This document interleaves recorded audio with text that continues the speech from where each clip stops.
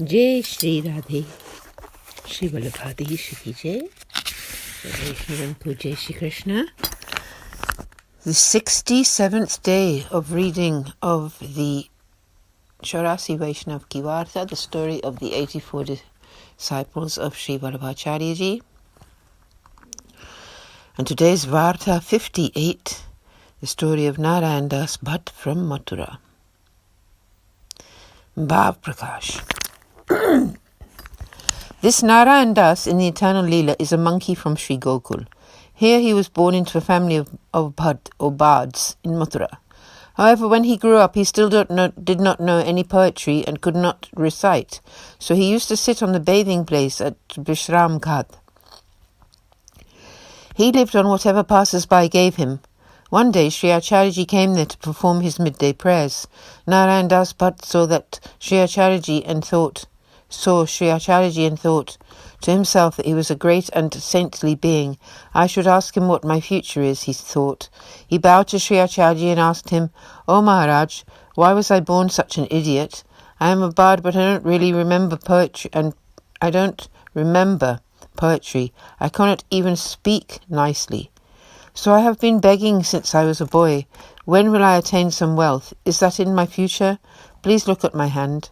Sri Acharya replied, "It is good that you don't remember any poetry, otherwise you would be reciting it to unsuitable people. It is good that you did not study. The Lord does not give much wealth to worthy people, and that is grace. Wealth corrupts. It leads people to pride and bad habits. You have never had to go to sleep hungry. That is why you have not been given any wealth. The Lord knows you are good, and so you have none. Now go to Dhruvagat tonight. There you will see too much wealth, but you must not touch it."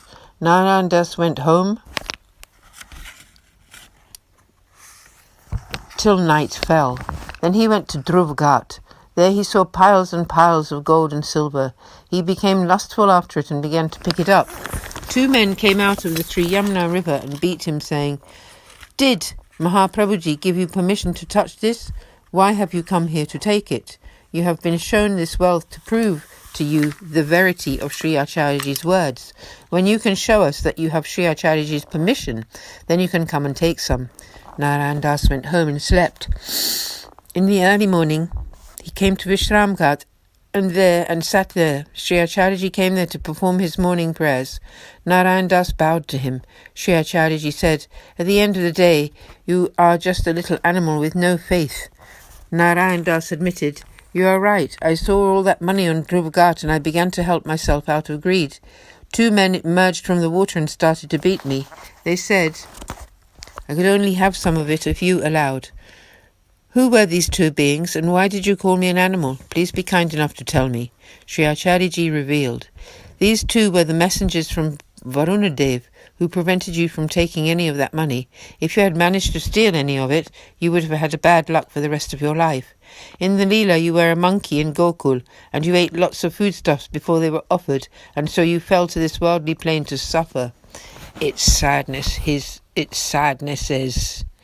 Narayan Das bowed down to Sri Acharya and begged him to liberate him from this worldly grief. "I no longer have any desire for wealth."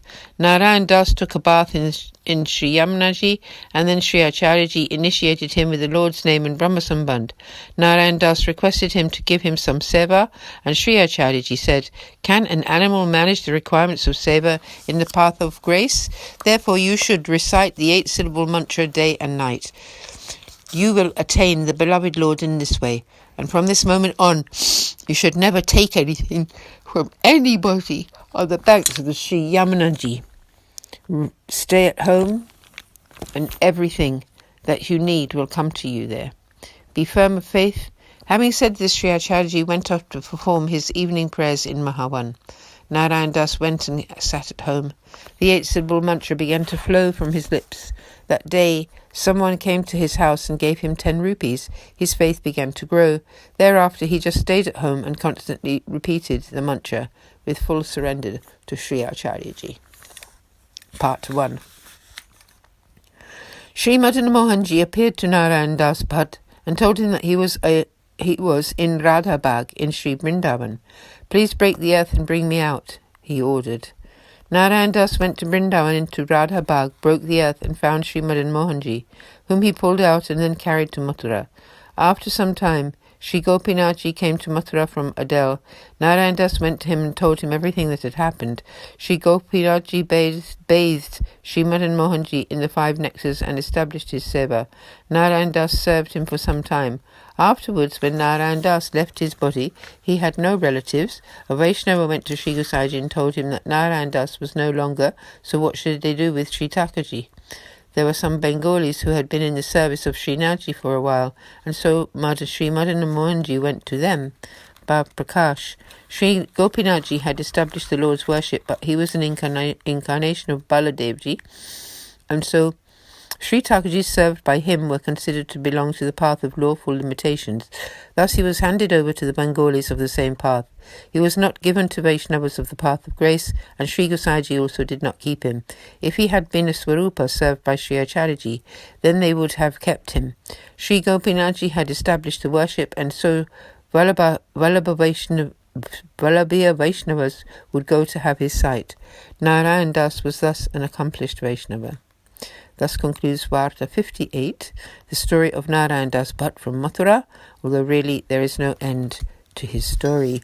Continuing with Varta 59, the story of Narayan Das Luhana from Bhatt. Bhav Prakash. This Narayan Das in the Eternal Leela is a Sakhi of Sri Vishakha named Ketaki. He was born into a large family in a village called Bhatt. His father was a big land and property owner in that village. He celebrated the boy's birth luxuriously. When that boy was 5, his whole body became covered with boils. His father called doctors from all over the country to find a cure, but none of them worked. Narayan Das's father declared that he would pay 100,000 rupees to anyone who could cure his son. 5 years passed, but the boils were not healed. Narayan Das's health was very poor. After some time, Sri Acharyaji arrived in that village whilst on his holy grace pilgrimage. Someone told Narayan Das's father that Sri Vallabhacharyaji had arrived there and that he was the one who had defeated all the impersonalists in debate, that if he were to so bless, Narayan Das would get better. Narayan Das, his father, sat him in a palanquin and took the boy along with a 1,000 rupee donation and went to Sri Acharyaji. He bowed down to Sri Acharyaji and offered him the money. Sri Acharyaji was peeved. He said, "What am I, a doctor, that you ask me to heal these boils? I deal only with those souls who surrender themselves to the holy name of the Lord. If you want to, you can hear the Lord's name from me, but you must retract your donation. I do not want it." Narayan Das's father took off his turban and placed it at Sri Acharyaji's feet, which he grabbed, saying, "You are the Lord himself." And he stayed in that position for a long time. "You would be giving me my son back to me. I take shelter in you. Please bless me and I will go home." Sri Acharyaji instructed him to indeed proceed home, saying that he would come there later and would indeed help the boy, but he would do it in his house, and so that it did not become a public matter. He said, "The world is full of sufferers. They would all hang on to me." Narayan Das's father pleaded, "Oh Maharaj, if I go home and you go off somewhere else, then how will I again get to lie at your feet? Therefore, please put your hand on my head and give your word that you will definitely come there. Please also place your feet upon my head so that I have faith. If you give me your word in this way, then I will depart now." Sri Acharyaji said, "I will put neither my feet nor my hands on your head. You are not a divine soul. You are displaying humility only in order to gain something for yourself. You have no real love. However, Narayan Das is a divine soul, and I will accept him. I will put my hand on his head." Narayan Das's father said, "I have only made these supplications for my son's sake. I want nothing for myself. Please do put your hands on his head." Sri Acharyaji went close to the palanquin and saw that the boy was lying down. He put his feet on his head and chest and then pulled the curtain shut. He said, "Now go home." Narayan Das's father took him home, and when they reached there, he looked at the boy and saw that there was not even a single spot on him, and that his body was pure and lovely. He was about to sit the boy on his lap, but Narayan Das spoke up. "Where is the one who healed me?" His father told him that Sri Acharyaji was near the lake in the village. Narayan Das asked his father to send one man with him because he wanted to go there. His father told him to travel properly on a horse or be carried there in a palanquin. Then Narayan Das addressed his father, "Are you a complete idiot? When you go to have the sight of the Lord, you should go on foot." Narayan Das took one man with him and walked to Sri Acharyaji, bowed to him and supplicated, "Please accept me into your shelter. You came to me and put your feet on my head and chest, but you did not let me see you. Why?" Sri Acharyaji told Narayan Das to bathe in that lake, and then he initiated him with the Lord's name. Narayan Das then said, "O Maharaj, up to this moment I was an orphan both mentally and physically. I was born into a privileged home, but surrounded by bad association all the time. You have shown so much grace to such a sinner. Only you are capable of this. Please tell me what to do now, and I will do that, so I may be uplifted. May I never fall in my wisdom and perseverance, and may my mind be totally devoted to your feet." Sri Acharyaji said, "When I placed my feet on your head and your heart, at that time you attained all the ways of righteousness. Now I will give you some seva of the Lord, and you should engage in that service." He called for some kumkum or red powder and put some on his feet and printed his lotus feet onto a cloth and gave this to Narayan Das to serve. "Now go home," he ordered. "You have firm devotion. Now take these 1,000 rupees and give them back to your father." Narayan Das requested him to keep the donation on his behalf, but Sri Acharyaji said, "Later on I shall accept donations from you, but your father will die soon and then I will accept something from you. This particular money is not sanctified." He went on, "Your name is now Narayan Das, whereas up to now everyone has been calling you Narayan." Narayan Das bowed down, took his leave and went home. He gave the 1,000 rupees back to his father, who asked why he had brought the money back when he had already given it to Sri Acharyaji, because he had done him such a favour in healing him. "If you want more, then take 5,000. Narayan Das told his father that Sri Acharyaji indeed needed nothing, that he had appeared on the earth for higher purposes. The father then kept quiet. Narayan Das went to live in a separate house and began to serve the footprints of Sri Acharyaji. Soon afterwards, Sri Acharyaji again left on his Holy Grace pilgrimage. Narayan Das now refused to drink water from anyone's hand except if a Vaishnava came there, or he would fetch the water himself. His father got angry. "Are you a labourer now? Do you have to fetch your own water? Who taught you all this nonsense?" Narayan Das then told his father to never speak to him again, and that he would now do what he wanted, for they really had no more relationship. Narayan Das's father became angry and said, "You are sitting here on my wealth and eating. Now you speak to me in this twisted fashion." Narayan Das then sent all the jewellery, clothes and vessels, in fact whatever wealth he had, back to his father's house. The father went berserk. The local ruler came to hear of this argument, and he appointed Narayan Das as his personal officer. Soon he was in charge of all the ruler's affairs. He earned a lot of money doing this, and he sent most of it to Sri Acharyaji. If any Vaishnava came there, he gave them whatever they needed. Before they left, he spent many years like this.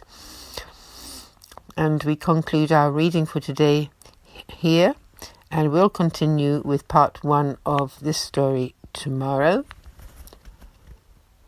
So Shri Vallabhadesh ki jai, sabhi Vaishnavan ko हार्दिक सप्रेम सादर जय श्री कृष्ण।